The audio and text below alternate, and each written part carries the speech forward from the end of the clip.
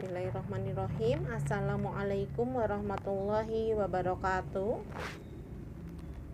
Anak-anakku kelas 7 SMP Batik Surakarta, apa kabar kalian hari ini? Bertemu lagi kita dalam pembelajaran matematika kelas 7. Kali ini kita akan membahas materi bunga tabungan dan pajak.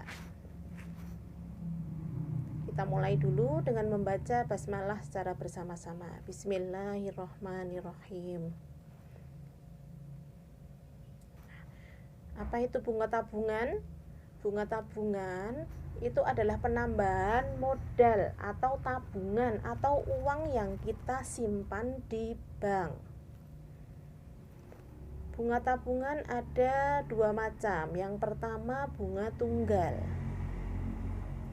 yaitu bunga yang dihitung hanya berdasarkan besarnya modal saja. Sedangkan bunga tabungan yang kedua adalah bunga majemuk, yaitu bunga yang dihitung berdasarkan besarnya modal dan bunga. Tapi untuk pembahasan kita kali ini, kita hanya akan membahas tentang bunga tunggal. Bagaimana cara menentukan besarnya bunga tabungan? Ingat ya, yang kita bahas adalah bunga tunggal saja. Bunga tabungan bergantung pada besar tabungan awal atau modal, lama menabung, dan suku bunga bank per tahun. Nah, untuk mencari besar bunga tabungan dirumuskan dengan rumus ini. Bunga tabungan sama dengan B per 12 dikali P per 100 dikali modal atau tabungan awal. Dengan B itu adalah lamanya menabung dalam bulan. Ya, lamanya menabung dalam bulan B itu. Kalau nanti lamanya menabung dalam tahun, berarti harus kamu ubah menjadi bulan dulu satuannya. Kemudian P adalah besar suku bunga bank per tahun dalam bentuk persen. Misalkan nanti besar tabungannya 5%, maka berarti P-nya adalah 5. Untuk menentukan jumlah tabungan keseluruhan, berarti kita harus menambahkan jumlah tabungan awal dengan bunga tabungannya.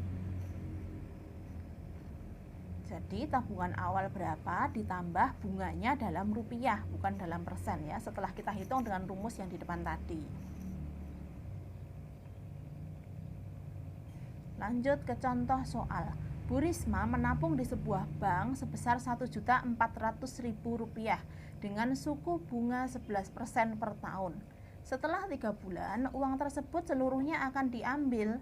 Berapa jumlah tabungan yang diterima Bu Risma seluruhnya? Kita cek yang diketahui apa saja. Yang diketahui adalah modal atau tabungan awal 1.400.000, kemudian P, persentase bunga P 11, dan B yaitu 3 bulan. Kita cari bunganya dahulu dengan rumus yang tadi. B per 12 dikali P per 100 kali modal. Bunga tabungan sama dengan B-nya 3 per 12 dikali P-nya 11 per 100 dikali 1.400.000. Ketemu 38.500. Ini bunganya saja. Yang ditanyakan adalah jumlah tabungan yang diterima Bu Risma seluruhnya. Berarti jumlah tabungan selama 3 bulan adalah modal atau tabungan awal ditambah bunga. 1.400.000 ditambah 38.500, yaitu 1.438.500. Lanjut mengenai bahasan tentang pajak. Apa itu pajak? Pajak adalah suatu kewajiban dari warga negara untuk menyerahkan sebagian kekayaan kepada negara menurut peraturan-peraturan yang ditetapkan pemerintah. Nah, berarti kalau kita dikenai pajak maka harus membayar.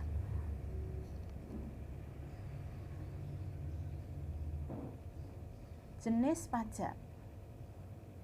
pajak yang kita pelajari dalam pembahasan ini adalah PPh, pajak penghasilan, yang dikenakan kepada pegawai tetap perusahaan swasta atau pegawai negeri, dan juga pajak pertambahan nilai atau PPN. PPN itu dikenakan pada barang-barang yang dijual di swalayan, dealer maupun grosir. Nah, kalian kalau membeli barang itu kan ada pajaknya, itu namanya PPN, pajak pertambahan nilai. Jadi jenis pajak itu banyak, tapi yang kita bahas kali ini adalah PPh dan PPN saja. PPh, pajak penghasilan. Kalau penghasilan atau gaji itu kena pajak, maka mengakibatkan penerimaan berkurang. Artinya apa? Gaji yang kita dapatkan akan berkurang. Untuk PPN, pajak pertambahan nilai. Kalau kita membeli barang kena pajak, kena PPN, maka barangnya itu akan lebih mahal karena ditambah dengan PPN. Sehingga PPN itu mengakibatkan harga bayar menjadi bertambah. Jadi tolong diingat, kalau PPh itu mengurangi penghasilan, tapi kalau PPN itu menambah pembayaran kita. Lanjut ke contoh soal, biar lebih paham ya. Pak Putu memperoleh gaji 950.000 sebulan dengan penghasilan tidak kena pajak Rp380.000. Jika pajak penghasilan diketahui 10%, maka besar gaji yang diterima Pak Putu per bulan adalah, nah, dari sini kita analisa. Yang diketahui adalah penghasilannya 950.000, kemudian yang tidak kena pajak 380.000. PPh 10%. Kita hitung dulu besar penghasilan yang kena pajak. Jadi namanya penghasilan tidak kena pajak itu ya udah tidak kena pajak. Yang kita hitung 10% PPh itu dari penghasilan yang kena pajak, yaitu 950.000 dikurangi 380.000, 570.000. Setelah itu kita hitung PPh yang tadinya dalam bentuk persen, kita ubah menjadi bentuk rupiah.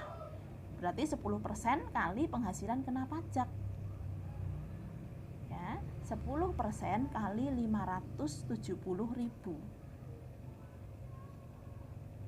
Hasilnya adalah, maaf ini salah ya, 10% kali 570.000 itu adalah 57.000. Ini kebanyakan nolnya. Jadi gaji yang diterima adalah 950 dikurangi 57.000 sama dengan Rp893.000. Nah, ini gaji yang diterima setelah dipotong PPh. Lanjut ke contoh soal yang kedua mengenai PPN. Seorang pedagang menjual suatu barang dengan harga 200.000 tanpa pajak. Barang tersebut dibeli oleh paman dengan PPN 10%. Maka uang yang harus dibayar oleh paman adalah, nah kita ingat PPN adalah pajak pertambahan nilai. Berarti uang yang harus dibayar adalah 100% ditambah 10% dikali 200.000. Kenapa ditambah 10%? Karena kita ingat tadi PPN itu menambah harga. Harga mula-mula kita misalkan 100%, ditambah PPN 10%, berarti 110%. Maka kita hitung menjadi 110 per 100 dikali 200.000. Kita kalikan, hasilnya adalah 220.000.